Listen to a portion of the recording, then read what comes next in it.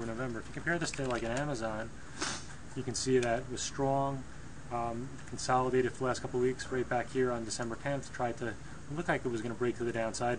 And what we've been saying for the last 2 years is anytime Amzn looks good as a short on the higher time frame, it's generally a long. And so you had that right here. It broke pretty hard, took out the support from the prior week, and by the next day was moving higher and holding here. So this morning, how is this similar to C from yesterday? It is, you've just had this consolidation period where it's a small gap right above the top of this last 2-week range. In fact, 255 is the level right here. It's a little bit above it in the pre-market.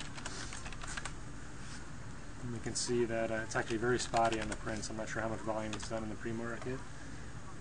I don't even see it on my on the scanner here. So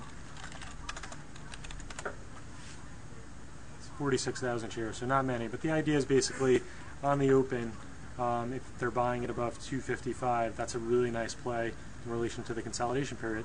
The one thing you have to do mentally, and the reason why I love C so much yesterday, especially for the less experienced guys on the desk who don't like to take a lot of risk on, is when you're trading a $35, $38 stock, psychologically it's easier to risk that 20 cents or so versus Amzn.